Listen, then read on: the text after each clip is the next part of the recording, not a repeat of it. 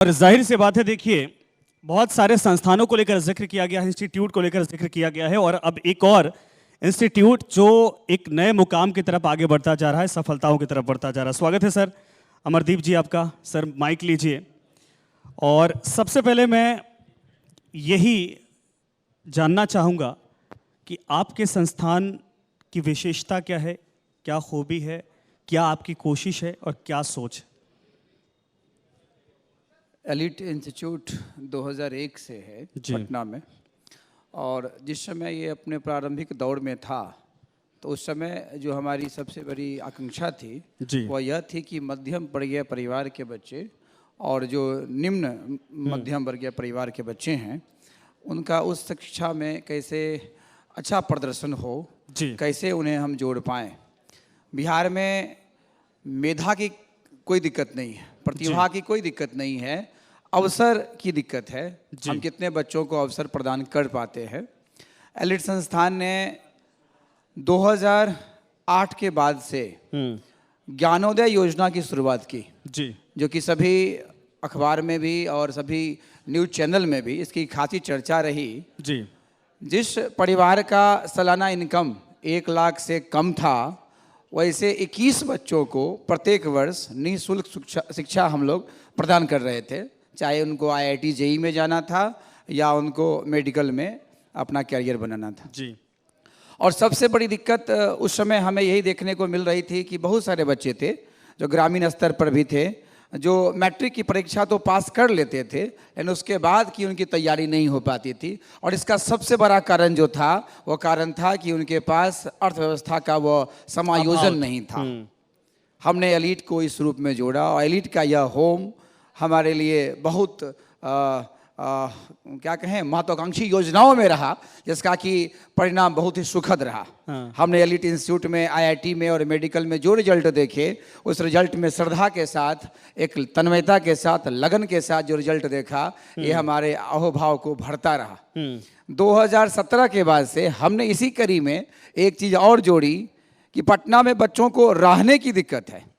जैसे कि आप उनकी पढ़ाई लिखाई में स्कॉलरशिप दे देते हैं, लेकिन पटना में उनके रहने का, उनके आवास का, उनके खाने पीने का दिक्कत है।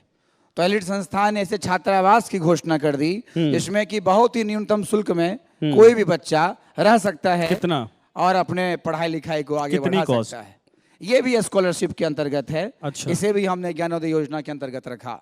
आज एलिट संस्थान के 5 ब्रांच हमारे इंडिया में हैं, पटना में, बनारस में, दिल्ली में, नागपुर में और हमारे गृह क्षेत्र बेगूसराय में भी है।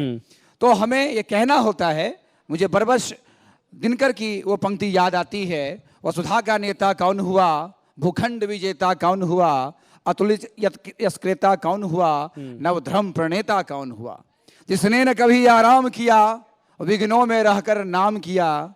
सच है विपत्तियां जब आती हैं कायर को ही दहलाती हैं, सूरमा नहीं विचलित होते, क्षण भर नहीं धीरज खोते, खम ठोक ठेलता है जब नर पर्वत के जाते पांव खर, मानव जब जोर लगाता है पत्थर पानी बन जाता है, मानव जब जोर लगाता है पत्थर पानी बन जाता है। हमें खुशी है कि बिहार के वैसे छात्र छात्राओं को एलिट अपना एक स्थान दे पा रहा है, जिन्हें अपने अंदर की इच्छा है कि हम अपने परिवार का और अपने समाज का नाम ऊंचा करें।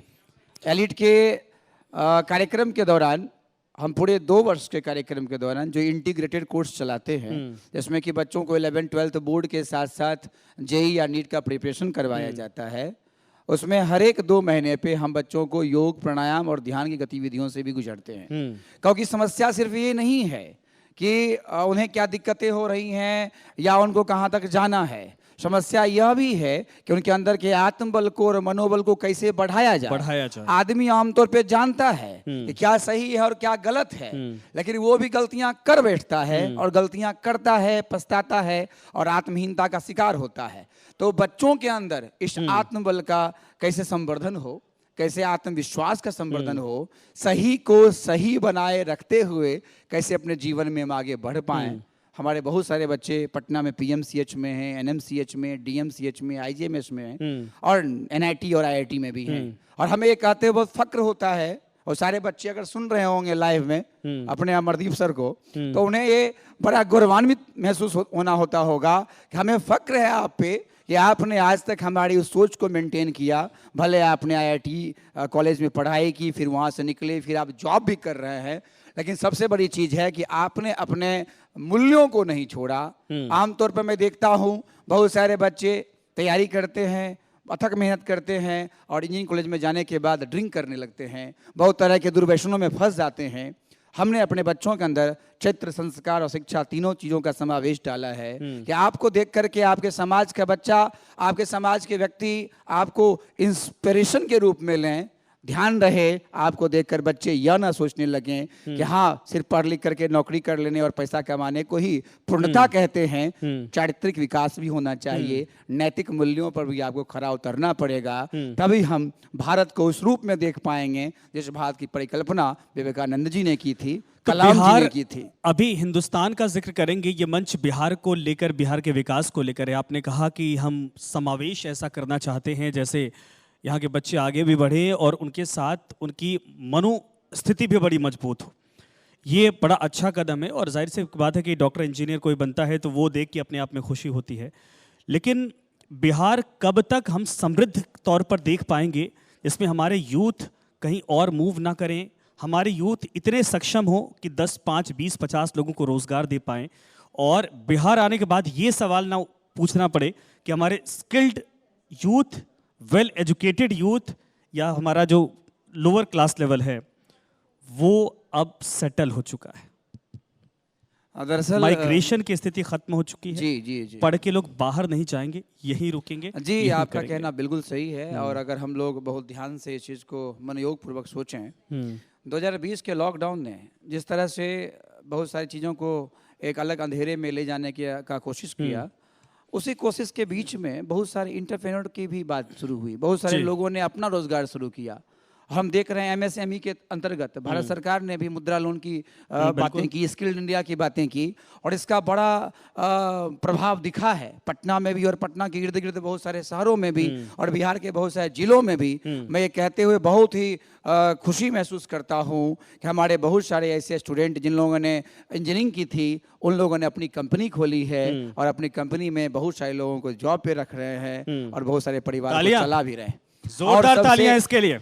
और सबसे बड़ी बात यह है कि अकेले लोग कहते हैं कि अकेला चलने से कुछ होता तो नहीं है। अकेले चलने से क्या होता है? ऐसा कुछ नहीं होता है। और मैं इसी सभागार से इस कार्यक्रम के मध्य, चूंकि ये कार्यक्रम लाइव चल रहा है और न्यू जनरेशन को बहुत सारी शुभकामनाएं हैं कि उन्होंने बिहार को आज तक जो अछूता रखा था अपने स्टेट लेवल पर, उन्होंने इसको मजबूती से पकड़ लिया है और ये पकड़ा और हम चाहेंगे पकड़े रहें और इस बिहार के मुद्दों को उठाते रहें। तो मैं एक बात कहना चाहूँगा कि जब हम कोई सकारात्मक सोच, सकारात्मक विचार जब हम करते हैं तो उसी फेज का वाइब्रेशन क्रिएट सोसाइटी में भी होता है। हमारे विचार आंदोलित करते हैं लोगों को भी जो उस फेज के लोग होते हैं। क्योंकि मैं फिजिक्स का टीचर हूँ, मैं खुद फिजिक्स पढ़ाता हूँ, तो मैं इस ऑसिलेशन के कॉन्सेप्ट को दोनों रूपों में लेता हूँ, जिसे हम एक पार्टिकल के रूप में लेते हैं जो कि निर्जीव चीज है, और विचार की तरंगों को भी मैं लेता हूँ जो अध्यात्म जिसके बारे में कहता है।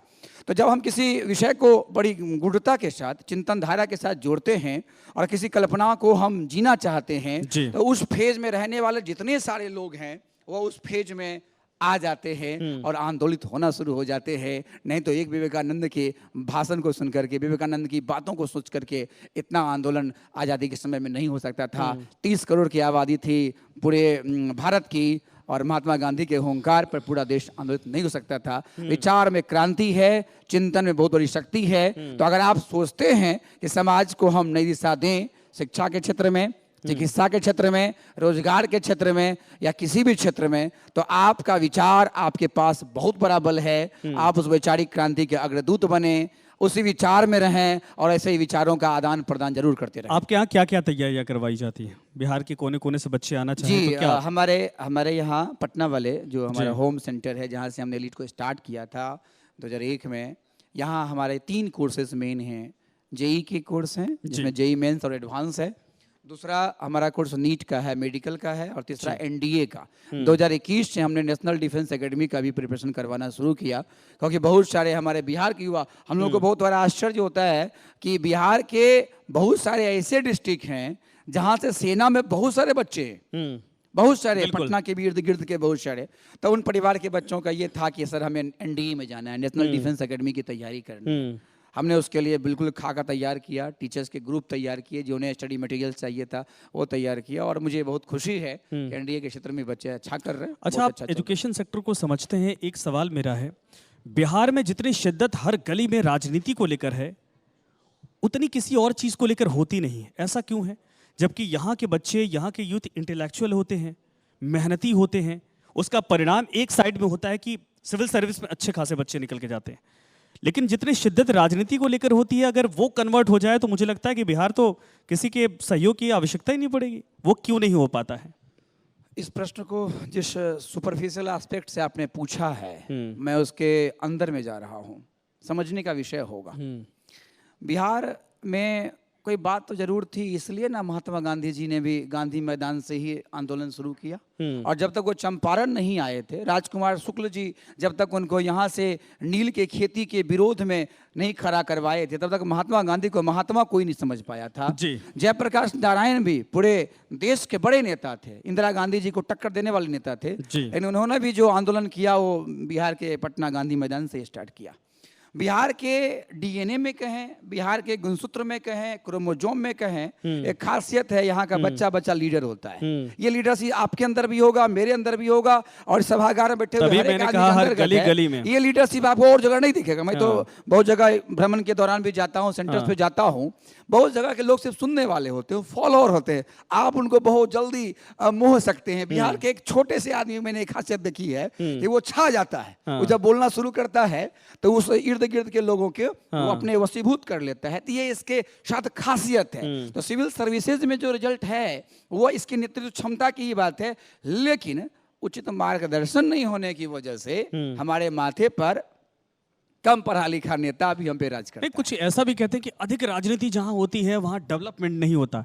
ये एक शिक्षाविद के तौर पर आपको समझ में आता है या कि ये सच होता है? कहा जी, हमारे और पॉलिटिक्स की बात करते हैं तो पॉलिटिक्स का दिल्ली में पॉलिटिक्स नहीं हो रही, मुंबई में पॉलिटिक्स नहीं हो रही, वो बात नहीं है। हमारा मास लेवल एजुकेशन को किस रूप में लेता है, हमारा मास लेवल एजुकेशन को किस रूप में जीता है। एजुकेशन का मतलब सिर्फ ये नहीं होता है कि हमने A+B का होल स्क्वायर याद कर लिया, या न्यूटन के कुछ लॉज याद है, या मेंडल्स का लॉ याद हो गया, या ऑर्गेनिक के कोई रिएक्शन मैकेनिज्म याद हो गए, या हमने हिस्ट्री याद कर लिया। ये नहीं है पढ़ाई। पढ़ाई है चिंतनशीलता, हम क्या समझ पाते। आमतौर पर यहाँ बिहार में बच्चा जब जन्म लेता है, जन्म से लेकर के मरते दम तक उसके अंदर एक ही चीज डाली जाती है, वो डाली जाती है, तुम किस जाति के हो, तुम पे आज तक क्या किया गया, तुम्हारी जाति का नेता क्या है। आज पूरे बिहार में और क्या बात चल रही है, हमने देखा पेपर में 2 दिन पहले हर एक जातियों का कोई और कोड आया था, फिर कहा गलती हो गई, ये कोड आ गया। ये क्या चर्चा है?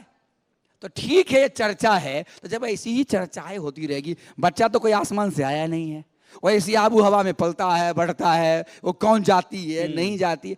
हम तो बिहार के बाहर, अगर हम यूपी को छोड़ दें, बिहार को छोड़ दें, एक बगल में उड़ीसा को छोड़ दें, तो इसके अलावा जब आप दिल्ली जाइए, आप बेंगलोर जाइए, आप बहुत जगह बाहर जाइए, तो आपको पता भी नहीं चलेगा कि कौन जाति का ये आदमी है। बिल्कुल नहीं। आपको सिर्फ ये दिखेगा कि ये आदमी फॉरवर्ड है बाय नेचर, फॉरवर्ड है बाय प्रोग्रेस, या बैकवर्ड है अपने ज्ञान से, अपने चीजों से। लेकिन यहाँ ऐसा नहीं दिखता। आप नहीं पढ़े लिखे हैं, आप ब्राह्मण हैं, तो भी ये ब्राह्मण है, ये फॉरवर्ड है। और अगर कोई राम है, वो बहुत पढ़ा लिखा विद्वान भी है, तो भी ये क्या रहेगा, वो तो राम है, जिसकी जाति सूचक। इसी को तोड़ने की आवश्यकता। बिल्कुल सही आपने कहा अमरदीप जी, धन्यवाद, आपने मंच साझा किया, समय दिया, शुक्रिया इसके लिए। जोरदार तालियां एक बार फिर से। बहुत बहुत धन्यवाद। और यूथ हो के सोच जो होती है, यही ड्रिवन करती है दरअसल पूरी तरीके से देश को, राज्य को, और किसी मोहल्ले तक की सोच को। तो ये बहुत जरूरी होता है, और यही आवश्यकता है बिहार के युवाओं के भीतर, इसी सोच को आगे बढ़ाने की और बिहार को आगे बढ़ाने की। सर, एक अंतिम बात बोल करके मैं इस कार्यक्रम की अपनी बातों को खत्म करता हूं, चूंकि बातें चलेंगी और मुझे अच्छा लग रहा था, हमसे पहले भी जो लोग थे बड़े एनर्जी के साथ थे। जिंदगी जियो इस शान से कि मुर्दों को जिंदगी से प्यार हो जाए, और मरो इस शान से कि जिंदों को मौत का इंतजार हो जाए। जिंदगी ऐसी होनी चाहिए जो लोगों के अंदर जिंदा दिली पैदा करे, और बिहार के युवाओं में, बिहार के स्टूडेंट्स में जो ताकत है, उस ताकत को सकारात्मक जीने का, उसको सही दिशा देने का हम सब का प्रयास चलता रहे। ये हम सब के लिए शुभ कार्य होगा। बिल्कुल, धन्यवाद। जोरदार तालियां।